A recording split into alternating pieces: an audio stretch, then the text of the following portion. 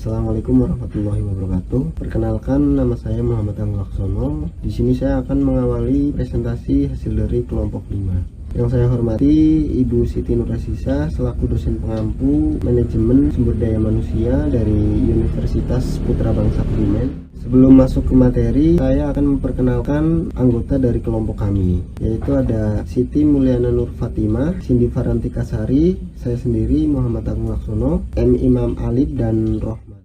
Di sini kami akan membahas tema kami, yaitu hubungan internal karyawan. Hubungan internal karyawan adalah aktivitas-aktivitas manajemen sumber daya manusia yang berhubungan dengan perpindahan para karyawan di dalam organisasi. Aktivitas-aktivitas tersebut meliputi aktivitas promosi, pemecatan, pengunduran diri, outplacement, pemberhentian sementara, transfer demosi, dan pensiun. Promosi adalah perpindahan karyawan dari suatu pekerjaan ke posisi lainnya yang lebih tinggi gaji, tanggung jawab, dan atau jenjang organisasionalnya.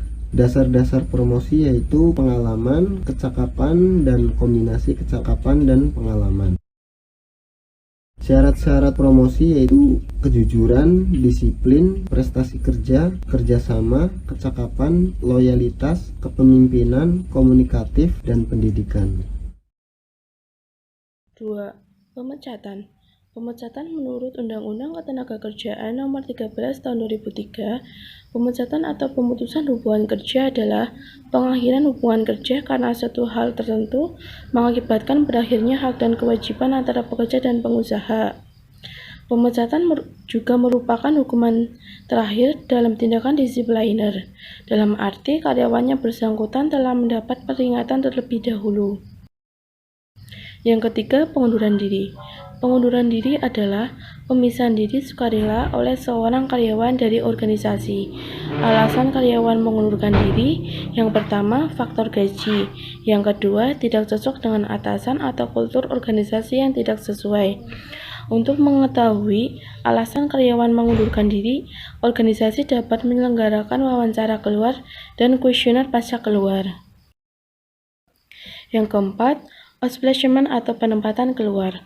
Outplacement atau penempatan keluar adalah suatu upaya yang dilakukan organisasi untuk membantu karyawan yang diberhentikan untuk mencari posisi baru dan menyesuaikan diri ke status mereka yang baru.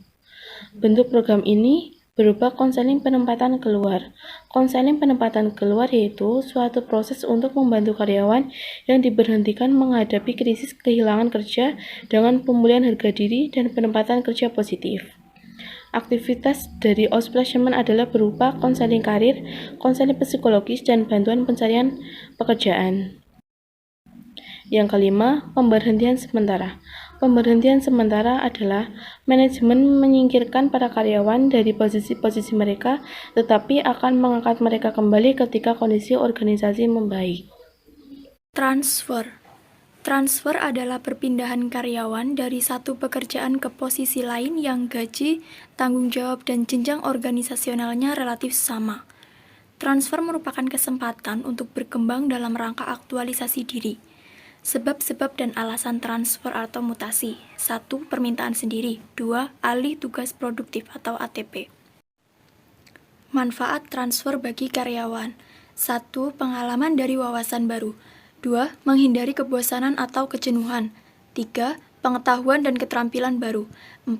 Perspektif baru tentang kehidupan organisasional. 5. Persiapan menghadapi tugas baru, misalnya promosi. 6. Motivasi dan kepuasan kerja yang lebih tinggi. Demosi.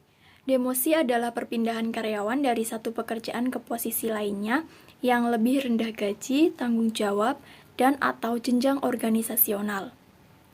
Kadang demosi ini digunakan sebagai alternatif lain dari pemecatan, terutama bagi karyawan yang loyal dan telah lama bekerja di organisasi, tetapi produktivitasnya sudah mulai menurun. Pensiun. Pensiun adalah pemisahan diri oleh karyawan tua dari organisasi. Faktor-faktor yang mempengaruhi keputusan untuk pensiun. 1. Perbedaan individu.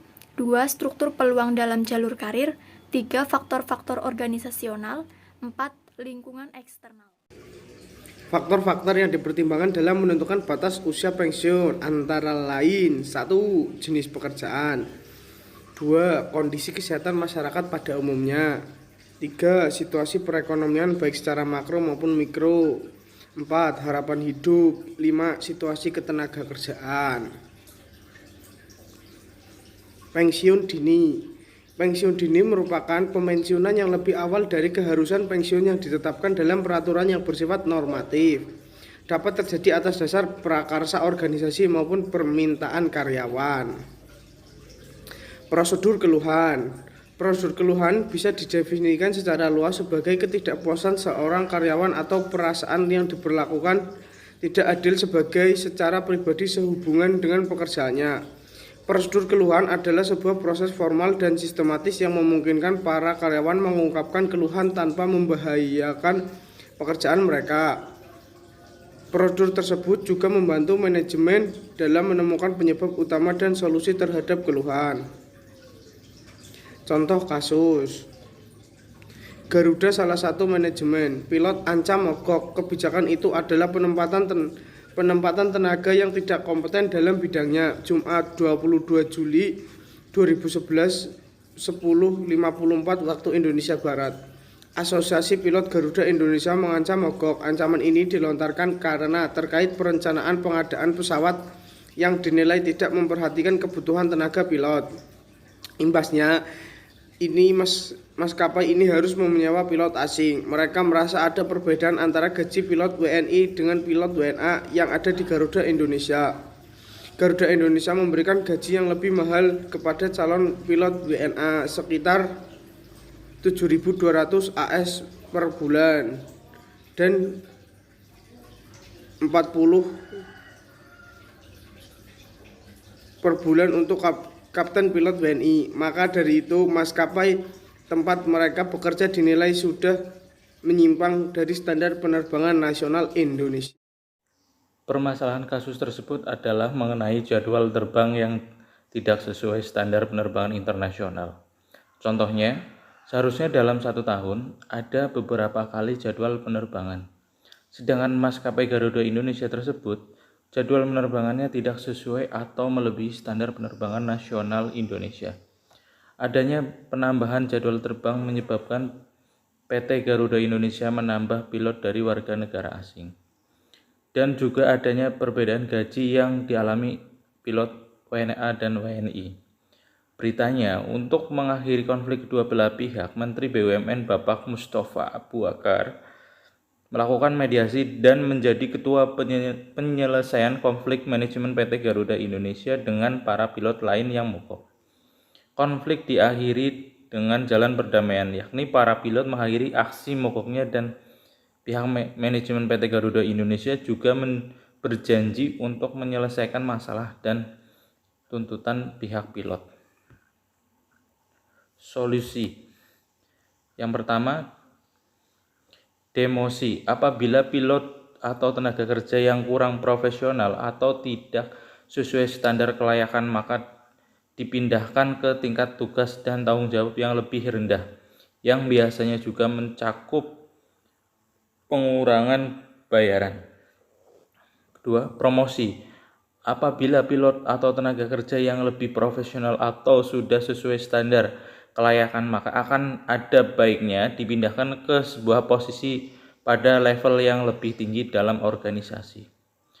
Ketiga, memberikan kesetaraan gaji antara WNA dan WNI sesuai jabatan atau pangkat yang dimiliki tanpa pandang bulu. Keempat, memperbaiki jadwal penerbangan yang sesuai dengan standar penerbangan nasional Indonesia.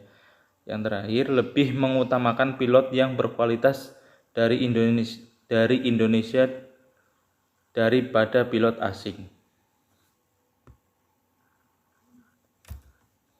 Selain itu, seharusnya pihak perusahaan menyediakan formulir keluhan agar para karyawan yang ingin mencurahkan pendapatnya tidak harus sampai berdemo dan merugikan perusahaan karena jadwal terbang yang terganggu.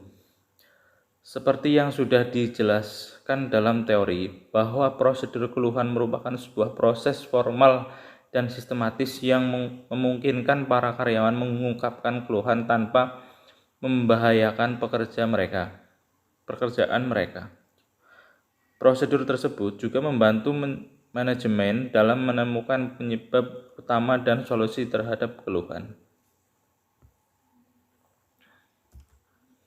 Jika dipandang dari sudut etika bisnis dalam suatu perusahaan dapat membentuk nilai, norma, dan perilaku karyawan serta pimpinan dalam membangun hubungan yang adil dan sehat dengan pelanggan, mitra kerja, pemegang saham, masyarakat. Konflik itu bisa berdampak menjadi positif atau negatif bagi perusahaan atau organisasi itu sendiri. Apabila hubungan antara karyawan dan pemimpin perusahaan berjalan dengan baik atau positif tanpa adanya sebuah konflik, dapat dikatakan bahwa perusahaan tersebut sudah mentaati kaidah-kaidah yang sejalan dengan hukum dan peraturan yang berlaku. Tapi dalam kasus ini perusahaan penerbangan tersebut tidak menaati kaidah etika bisnis yang berlaku. Berikut presentasi dari kelompok 5. Apabila ada kata-kata yang salah, kami mohon maaf. Saya akhiri, wabillahi taufiq wal hidayah. Wassalamualaikum warahmatullahi wabarakatuh.